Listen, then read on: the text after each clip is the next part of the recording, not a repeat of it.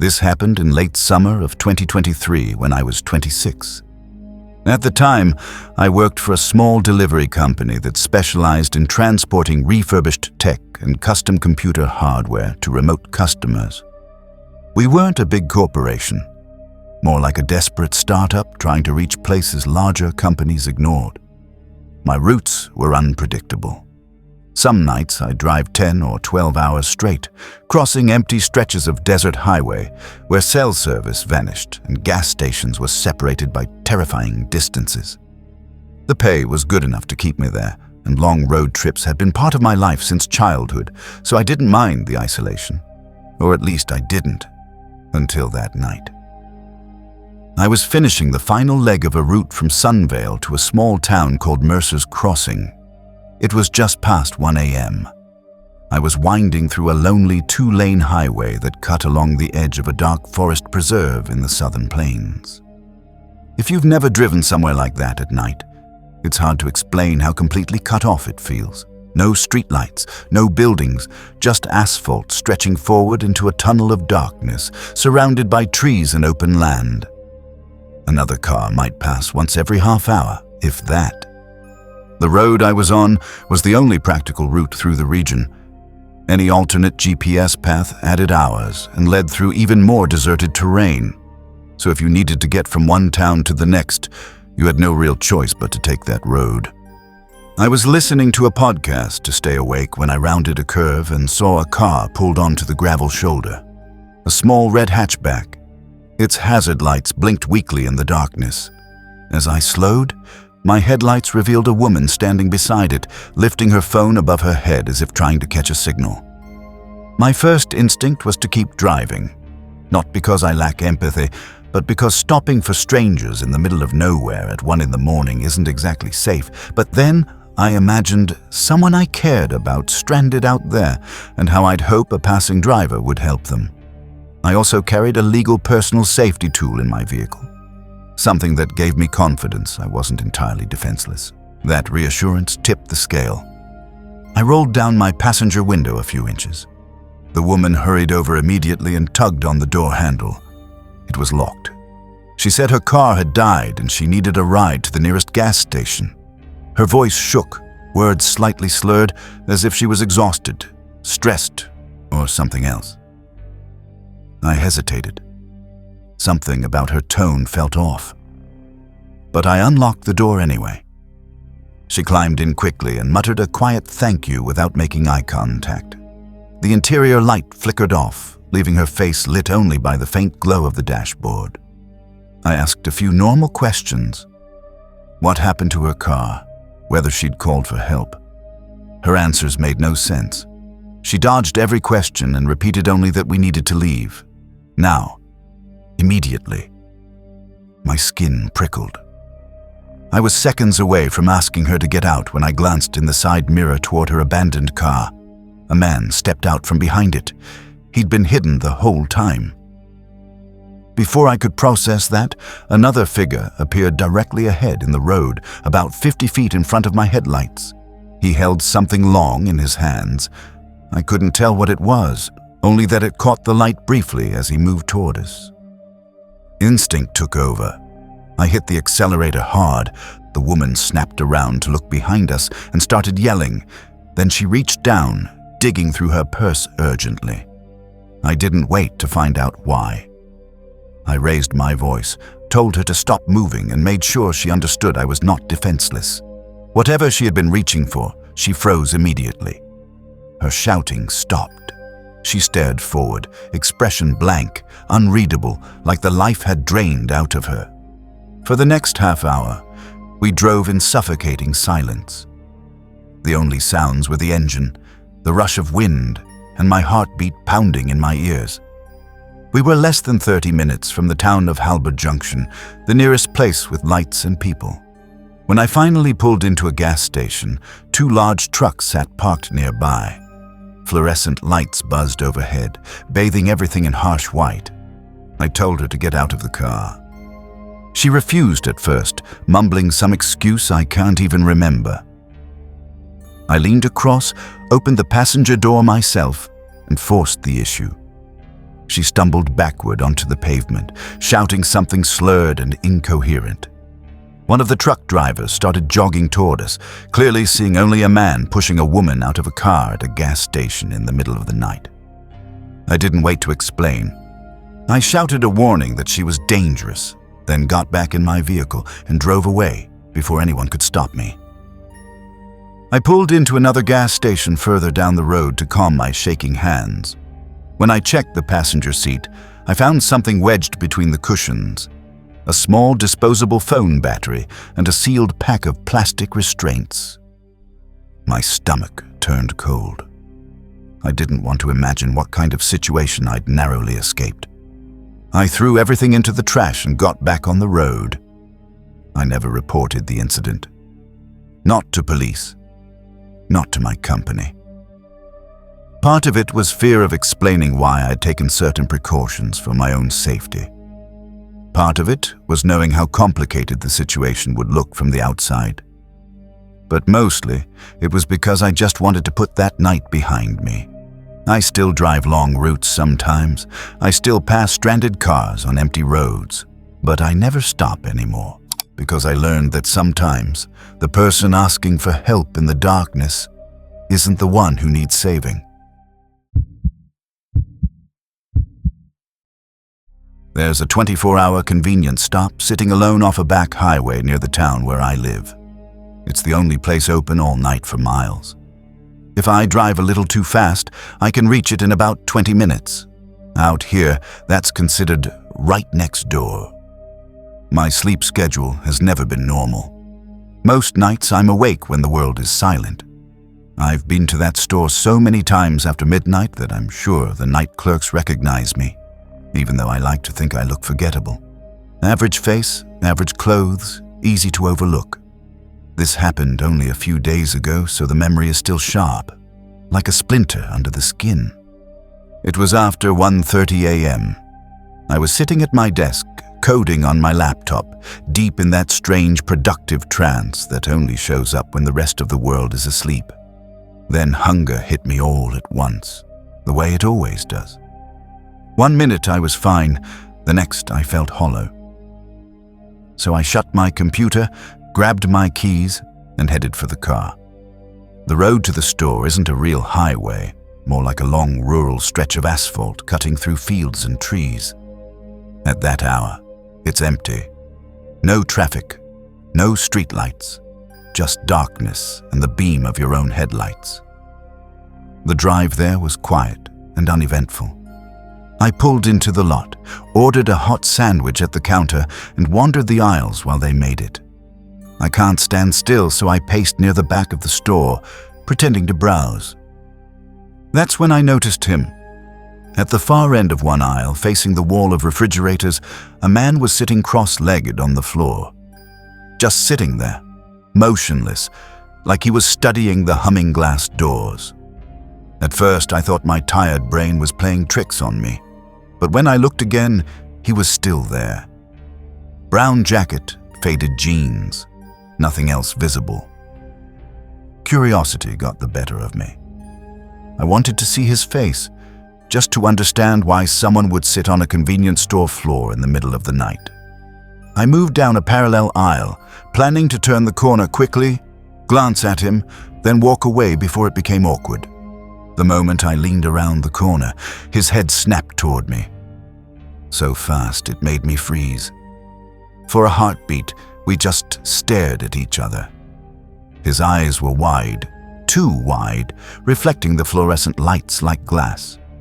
His lower lip trembled slightly, even though the store was warm and he wore a heavy jacket. His posture looked tense, almost strained, as if he were holding himself together by force of will. But the worst part was his expression. No anger, no friendliness. Just a flat, empty stare that made him look less like a person and more like something pretending to be one. Every instinct in my body told me to leave. I broke eye contact and walked quickly up another aisle, pretending to examine shelves while my heart hammered in my chest. My food wasn't ready yet, so I stood at the counter, forcing myself to act normal, but I angled my body so I could see the corner where he'd been sitting. He never appeared. No footsteps. No movement between the aisles. Just the low hum of refrigerators and the distant beep of a microwave in the kitchen area. When my sandwich was finally ready, I grabbed it and left without looking back. I thought that was the end of it, until I reached the exit of the parking lot. As I turned toward the road, something moved in my peripheral vision.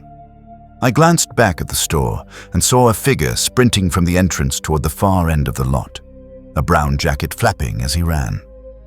It was him. By the time I passed the store entrance, I saw him climbing into a pickup truck parked near the shadows. I didn't stay to watch what happened next. I just drove, fast, wanting nothing more than to get home. A few minutes later, the bright storefront lights disappeared behind me, swallowed by the dark fields. I relaxed slightly, assuming I was alone on the road again. Then I saw headlights in my rearview mirror. They were far back at first, then closer and closer, gaining on me even though I was already speeding. I slowed instinctively, thinking it might be police, but there were no flashing lights, no siren. When the vehicle finally drew near, my stomach turned cold. A pickup truck, the same one from the parking lot. I knew it without a doubt. I pressed the gas. The truck behind me began flashing its headlights, then honking, loud, urgent blasts that echoed through the empty night. I didn't know whether to speed up or pull over and hope it would pass. My car was smaller, his truck was bigger. Instinct told me I could outrun him. As my speed climbed, so did my fear, not normal fear. Something deeper, the feeling that one wrong move would end everything. I swerved into the right lane, hoping he'd drive past me. Instead, he stayed directly behind. I eased off the gas, preparing to pull onto the shoulder, desperate for this to end. The moment I slowed, the truck lurched closer. Too close. My car jolted forward slightly, as if nudged by an unseen force. Not enough to lose control, but enough to make my breath catch and my hands clamp the steering wheel. Panic took over. When I saw the truck surge forward again, I reacted without thinking. I veered left and hit the brakes hard. The truck shot past me, fishtailing wildly, then disappeared off the side of the road into the darkness of an open field. I never saw where it stopped. Only the empty stretch of highway ahead and the sound of my own breathing. My hands shook as I drove the rest of the way home. I didn't stop.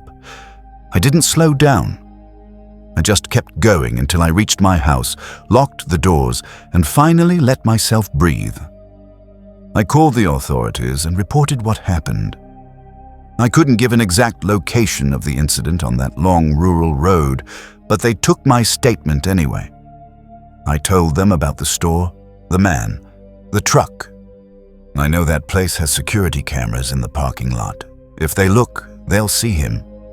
It's been over a week now. I haven't heard any updates. My car still carries the faint reminder of that night and a few scraped panels, soon to be repaired.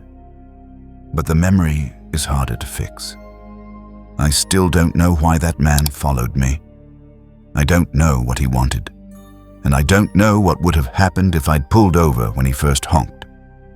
All I know is this: some nights, on empty roads, you aren't as alone as you think.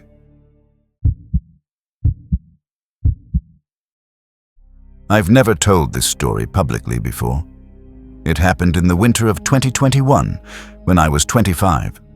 Back then, I worked for a small freight courier company, hauling mechanical equipment between cities across the northern plains. The job was simple: long empty highways, steady pay, and hours of solitude behind the wheel. But that work taught me one rule I live by now: I will never stop at a roadside rest area after nightfall again. It was early February. The cold had teeth that night. Frost clung to the edges of the windshield, and the world outside my headlights looked like an endless tunnel of black ice and silence. I was driving east along Route 47, heading from Cedar Hollow toward the city of Red Bridge. The trip usually took around 3 hours. I'd left just after 7:30 p.m., and by a little past 10, the road had emptied completely. No towns, no radio stations, just the hum of tires on frozen pavement and the occasional roar of a passing truck in the opposite lane. Fatigue crept in quietly. My eyelids grew heavy, my thoughts blurred.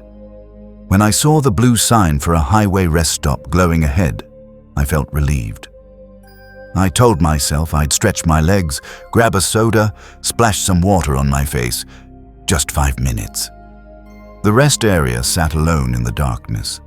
A small concrete building, a few dim lamps buzzing overhead, 12 empty parking spaces, and at the far edge of the lot, a single vehicle, an old pale gray cargo van.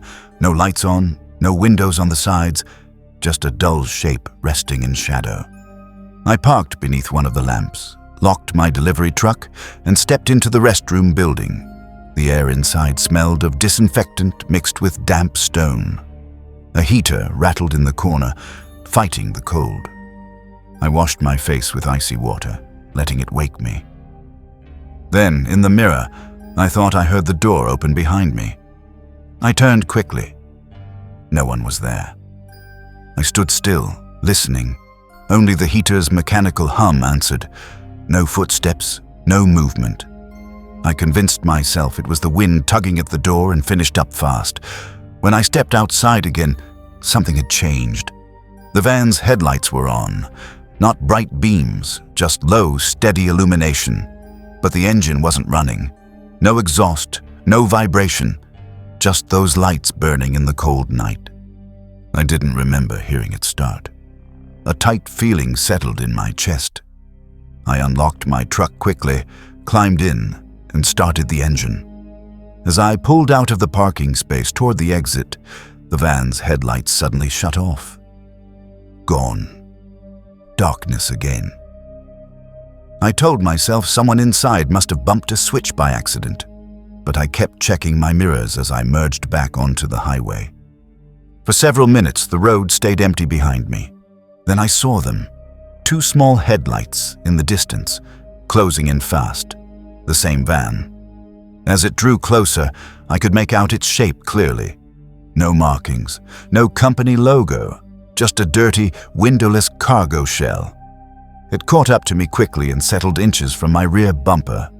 I was already going well over the speed limit, but it stayed glued to me. Then it moved into the next lane and pulled alongside my truck. The driver's window slid halfway down. I couldn't see his face clearly. Only a silhouette. A cap. The faint outline of a head turned toward me. He waved his hand, motioning for me to roll my window down. I didn't. He gestured again, more insistently, then pointed toward the back of my truck like he was trying to warn me something was wrong. For a moment, I almost believed him. Maybe a door had come loose. Maybe cargo straps were flapping. Then I remembered. My truck bed was completely empty. There was nothing there to warn me about. A cold realization settled over me. He wasn't trying to help. I kept my eyes forward and pretended not to notice. That's when he began honking. Long, sharp blasts. His van drifted closer toward my lane, forcing me to edge away. My heart thudded so hard I could hear it over the engine. Suddenly, the van surged ahead and cut in front of me. For a second, I thought he'd slammed the brakes and forced me to stop, but instead, he veered onto the shoulder and came to a full halt. I shot past him, my pulse racing, pushing my speed higher than I ever had before. When I checked my mirror again, the van was back on the road, following me. For the next 20 miles, it played a terrifying game. Sometimes it dropped back until I couldn't see it. Then, without warning, it would reappear right behind me, closing the distance in seconds. I knew I couldn't outrun it forever. I needed somewhere public. A sign appeared, "Truck stop, 4 miles." I took the exit immediately and pulled into the lot, parking beneath glaring overhead lights near rows of fuel pumps. Several big rigs were parked nearby, and through the windows of a diner beside the lot, I could see people inside. I stayed in my truck for 2 minutes, watching. Then the van appeared, slowly climbing up the exit ramp and entering the lot. I didn't wait. I got out and walked fast toward the diner. The bell above the door rang as I stepped inside. A woman behind the counter looked up, mid-50s, tired eyes, coffee in hand. I told her, voice shaking, that a van had been following me on the highway. She must have seen the fear on my face. Without asking questions, she called over one of the truck drivers sitting nearby. He was a large man, thick arms, worn jacket, silver beard. He followed me outside. The moment we stepped through the door, we saw the van. It sat at the far end of the lot, engine idling, facing directly toward my truck. The trucker muttered under his breath, "That's trouble," and told me to go back inside. He walked straight toward the van. I watched through the diner window. I couldn't hear what he said, but after a few tense seconds, the van reversed abruptly, turned around, and sped out of the lot, disappearing back toward the highway. When the trucker returned, he shook his head slowly. He told me there were 2 men inside, both wearing dark hooded sweatshirts, both staring straight ahead. Neither of them spoke a single word. I stayed in that diner for nearly an hour before I dared to leave. The rest of my drive was spent watching my rearview mirror more than the road ahead. When I finally reached Redbridge, I parked beneath bright hotel lights and stepped out to check my truck. Everything was exactly as it should be, except for 2 dirty handprints smeared across the tailgate as though someone had tried to open it. I quit that job a few months later. Now, whenever I travel long distances, I fill my tank before sunset, I bring food, I plan my stops, and I never pull into an empty rest area at night. Because deep down, I know one thing for certain. If I had rolled down that window, if I had pulled over when they signaled me, I wouldn't be here to tell this story.